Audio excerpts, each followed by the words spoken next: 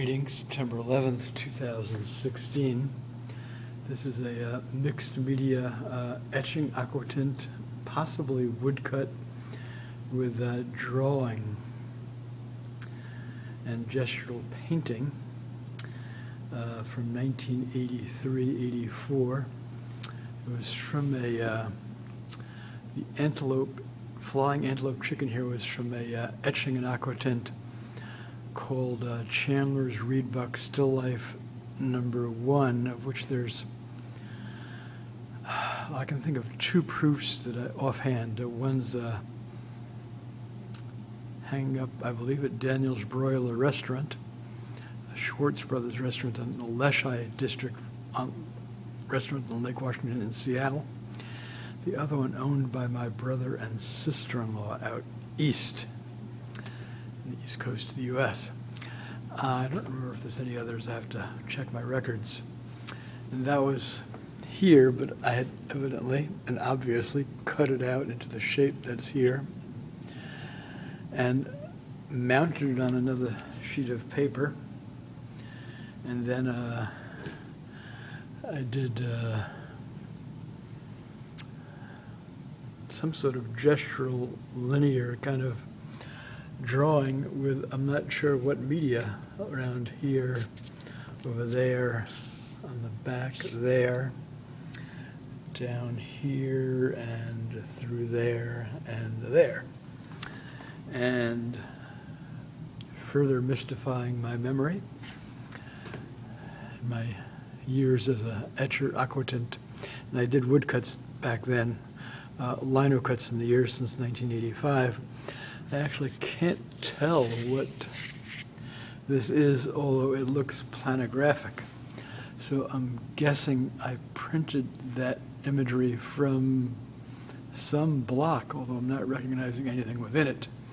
But, and then with added drawing of these bars, horizontal, vertical here, kind of diagonal, where the head of this chicken antelope is kind of locked in, as you see.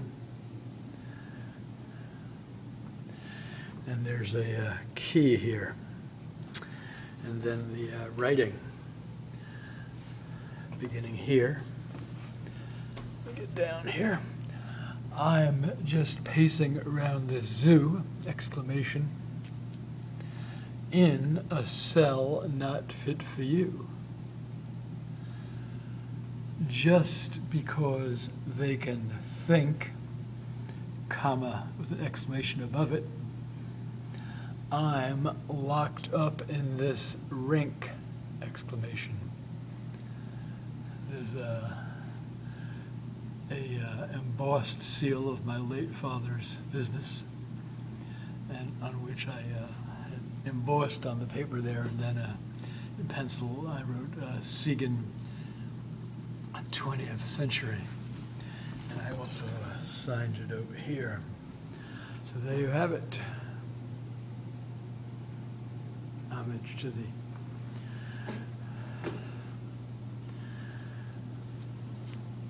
billions, with a B as in like Bob or Barry, of animals that are inhumanely grown, caged, executed by humans every year.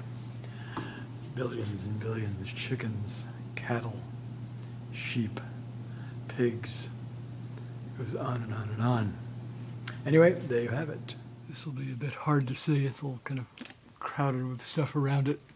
I think the goggles were added just a few years ago. The arrow toy was given to me by art studio neighbors many years ago. It was actually used in one drawing in the Sightseeing with Dignity Human Rights art series, the drawing titled The Situation is at Hand, Homage to Giuliano Americamus, which people can bring up on YouTube and or in Flickr.com, as well as in the Under the Wings and Sightseeing with Dignity art series Facebook page. As a Flickr.com album of drawings from the Sightseeing with Dignity art series. So the inscription on the wood plaque that this thing is, wow, this is like really old. It's like one of my uncles was born in 1907. Chandler's Reedbuck Crater, BEA, 1907. Well, I bought it at a British import antique store in the Seattle waterfront in the early 1980s. BEA, I'm guessing, is British East Africa. I remember seeing one just like it without all the additives, including this respiratory mask, which I added after it fell. Might have been, well, sometime since I moved here in 2009, and the mouth got really damaged. Teeth are kind of bare, exposed, and look kind of really peculiar. So I decided I had to medically mask it up. But I remember at the Natural History Museum at the University of Aberdeen in northeast Scotland, seeing one, and it had the same inscription on it, probably a different year, Chandler's Reedbuck Crater. So anyway, there you have it. And voila. And a tabletop view going clockwise here.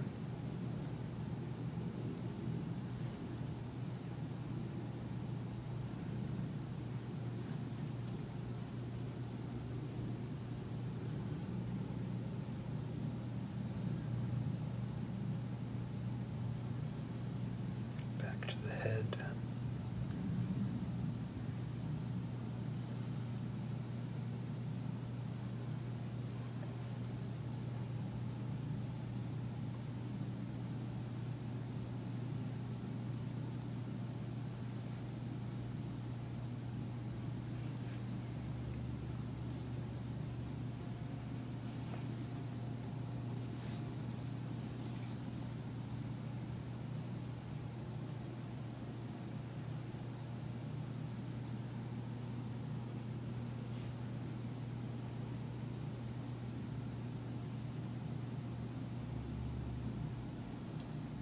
Back in for the second line.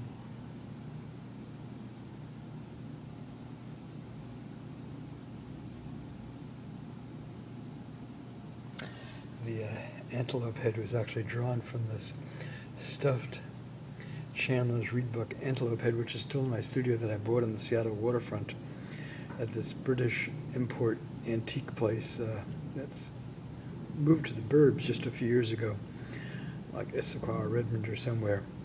It was from South Africa. I think the plaque on it is from 1907. It's kind of gotten a bit ajar over the years of moves. I have like a oxygen mask type of bandage over the snout, the nose, because it got banged when it fell once. But I'll do a quick video of it when I get back upstairs.